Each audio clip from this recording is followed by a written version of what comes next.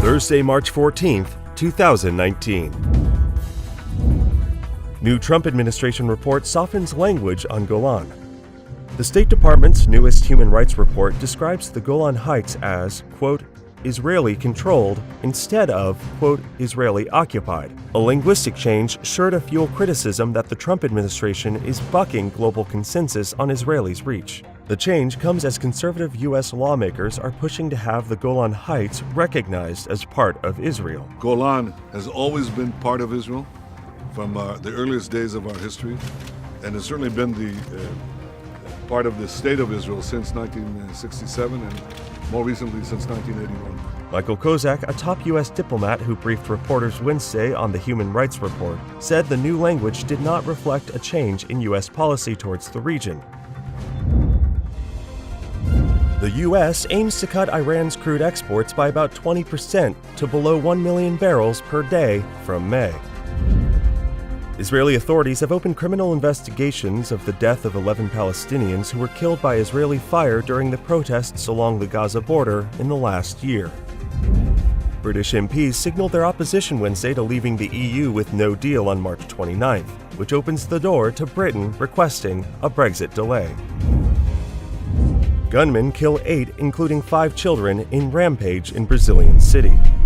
2 gunmen wearing face masks entered a Brazilian school on Wednesday and shot and killed at least 5 teenagers, as well as 2 school officials, before fatally turning their guns on themselves.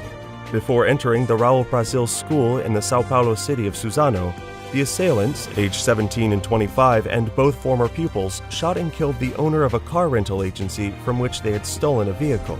It is not yet known why the gunmen attacked the school, where about 1,000 children aged 11 to 16 attend classes.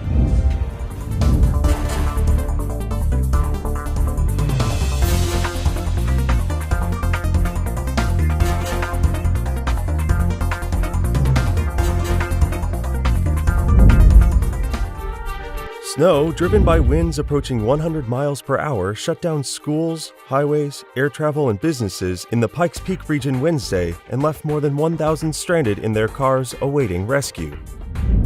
Governor Gavin Newsom imposed a suspension on carrying out the death penalty in California on Wednesday. Paul Manafort has been indicted by a Manhattan grand jury in connection with a multi-million-dollar mortgage fraud scheme.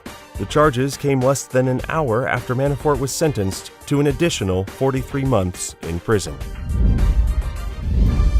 U.S. grounds Boeing 737 MAX jets. President Trump said on Wednesday the Federal Aviation Administration would ground Boeing Company's fleet of 737 MAX airliners.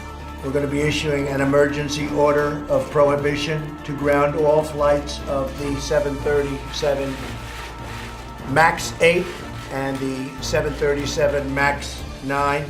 Boeing said it maintained full confidence in the MAX plane, but decided to recommend a temporary grounding to reassure the flying public. Sheldon Silver could get a third trial on his $4 million bribery case after a review from a 3-judge appeals panel.